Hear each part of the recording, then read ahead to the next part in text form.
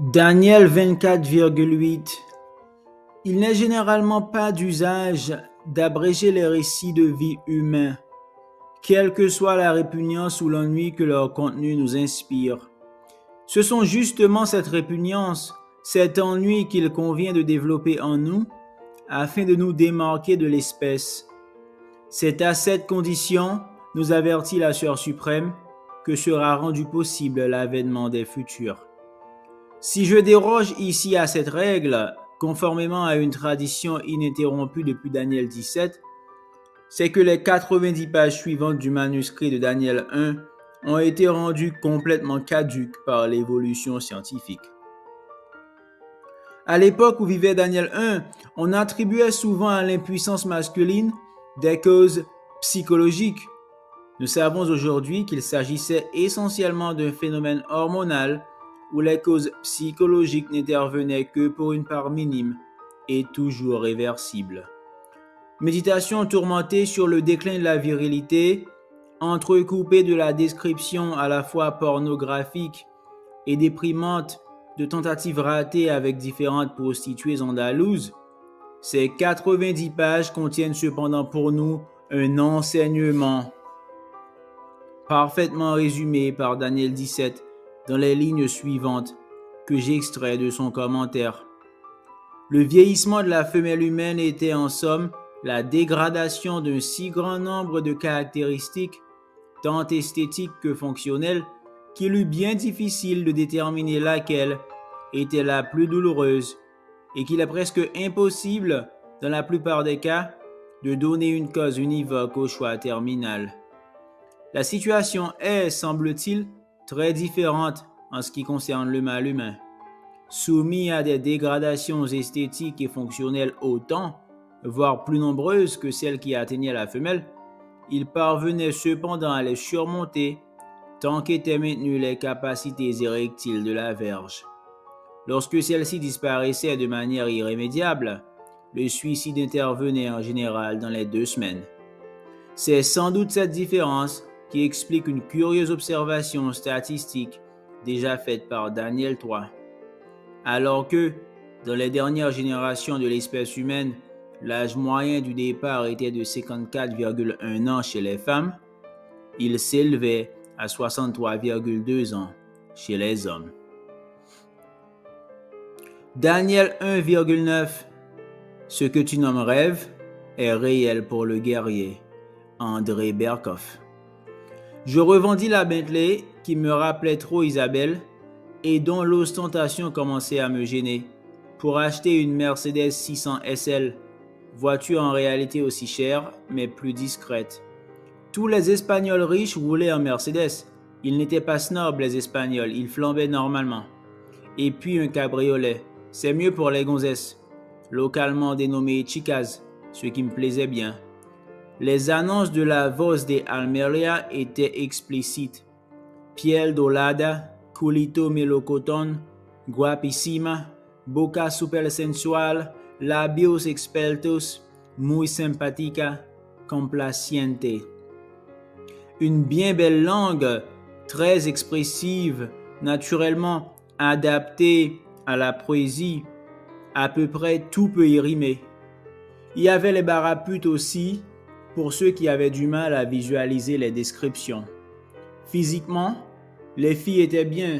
Elles correspondaient au libellé de l'annonce, s'en tenaient au prix prévu. Pour le reste, bon, elles mettaient la télévision ou le lecteur de CD beaucoup trop fort, réduisaient la lumière au maximum. Enfin, elles essayaient de s'abstraire. Elles n'avaient pas la vocation, c'est clair. On pouvait bien sûr les obliger à baisser le volume, à augmenter la lumière. Après tout, elles attendaient un pourboire, et tous les éléments comptent. Il y a certainement des gens qui jouissent de ce type de rapport. J'imaginais très bien le genre. Je n'en faisais simplement pas partie. En plus, la plupart étaient roumaines, biélorusses, ukrainiennes, enfin, un de ces pays absurdes issus de l'implosion du bloc de l'Est. Et on ne peut dire que le communisme ait spécialement développé la sentimentalité dans les rapports humains. C'est plutôt la brutalité dans l'ensemble qui prédomine chez les ex-communistes. En comparaison, la société alsacienne, issue de la décomposition de la royauté, semble un miracle de charité et de douceur. Il est bon de se méfier des doctrines de fraternité. Ce n'est qu'après le départ d'Isabelle que je découvris vraiment le monde des hommes. Au fil d'errances pathétiques le long des autoroutes à peu près désertes du centre et du sud de l'Espagne.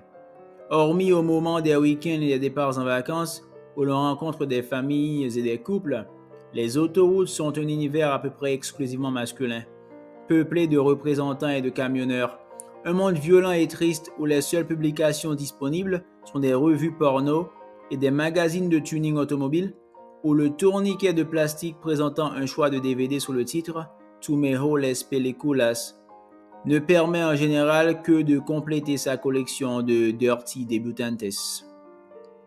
On parle peu de cet univers, et c'est vrai qu'il n'y a pas grand-chose à en dire. Aucun comportement nouveau ne s'y expérimente. Il ne peut fournir de sujet valable à aucun magazine de société. En résumé, c'est un monde mal connu et qui ne gagne nullement à l'être. Je n'y nouai aucune amitié virile et plus généralement ne me sentis proche de personne au cours de ces quelques semaines. Mais ce n'était pas grave. Dans cet univers, personne n'est proche de personne. Et même la complicité graveleuse des serveuses, fatiguées moulant leur poitrine tombante dans un t-shirt Naughty Girl, ne pouvait, je le savais, qu'exceptionnellement déboucher sur une copulation tarifée et toujours trop rapide. Je pouvais à la rigueur déclencher une bagarre avec un chauffeur de poids lourd et me faire casser les dents sur un parking au milieu des vapeurs de gasoil. C'était la seule possibilité d'aventure qui me soit au fond dans cet univers offerte. Je vécus ainsi un peu plus de 2 mois. Je claquais des milliers d'euros en payant des coupes de champagne français à des Roumaines abrutis qui n'en refuseraient pas moins, 10 minutes plus tard, de me sucer sans capote. C'est sur l'Autovia Mediterraneo, précisément à la sortie de Totana-Sul, que je décidai de mettre fin à la pénible randonnée. J'avais garé ma voiture sur le dernier emplacement disponible dans le parking de l'hôtel-restaurant Los Camioneros, où j'entrais pour prendre une bière. L'ambiance était exactement similaire à ce que j'avais pu connaître au cours des semaines précédentes, et je demeurai une dizaine de minutes sans vraiment fixer mon attention sur quoi que ce soit. Uniquement conscient d'un accablement sourd, général, qui rendait mes mouvements plus incertains et plus lasses, et d'une certaine pesanteur gastrique. En sortant, je me rendis compte qu'une Chevrolet Corvette, garée n'importe comment en travers, m'interdisait toute manœuvre. La perspective de retourner dans le bar, de rechercher le propriétaire, suffisait à me plonger dans le découragement. Je m'adossai à un parapet de béton, essayant d'envisager la situation dans son ensemble, fumant des cigarettes surtout. Parmi toutes les voitures de sport disponibles sur le marché, la Chevrolet Corvette, par ses lignes inutilement et agressivement viriles, par son absence de véritable noblesse mécanique, jointe à un prix somme toute modéré, est sans doute celle qui correspond le mieux à la notion de bagnole de frimeur. Sur quel sordide macho andalou allais-je pouvoir tomber? Comme tous les individus de son type, l'homme possédait sans doute une solide culture automobile et était donc parfaitement à même de se rendre compte que ma voiture, plus discrète que la sienne, était 3 fois plus chère. À l'affirmation virile qu'il avait posée en se garant de manière à m'interdire le passage, s'ajoutait donc sans doute un arrière-fond de haine sociale, et j'étais en droit de m'attendre au pire. Il me fallut 3 quarts d'heure et un demi-paquet de camel avant de trouver le courage de revenir vers le bar.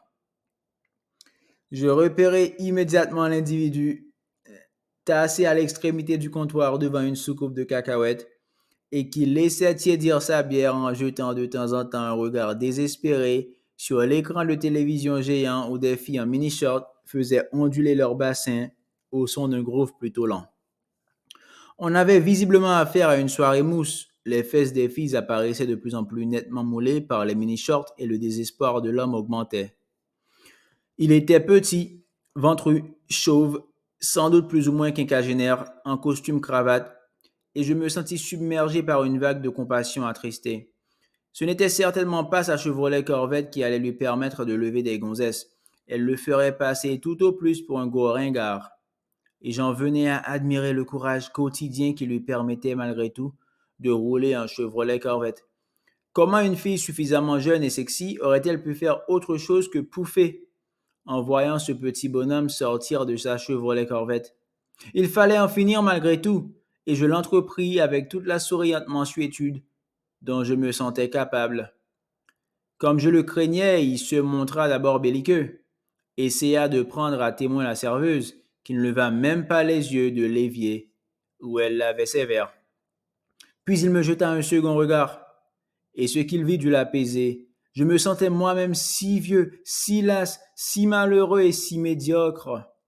Pour d'obscures raisons, dut-il conclure, le propriétaire de la Mercedes SL était lui aussi un loser, presque un compagnon d'infortune, et il tenta à ce moment d'établir une complicité masculine, m'offrit une bière, puis une seconde, et proposa de finir la soirée au New Orleans. Pour m'en débarrasser, je prétendis que j'avais encore une longue route à faire. C'est un argument que les hommes en général respectent. J'étais en réalité à moins de 50 kilomètres de chez moi, mais je venais de me rendre compte que je pouvais aussi bien continuer mon road movie à domicile. Une autoroute passait en effet à quelques kilomètres de ma résidence et il y avait un établissement du même ordre. En sortant du Diamond Night, je pris l'habitude d'aller sur la plage de Rodalquilar. Mon coupé Mercedes 600 SL roulait sur le sable. J'actionnais la commande d'ouverture du toit. En 22 secondes, il se transformait en cabriolet.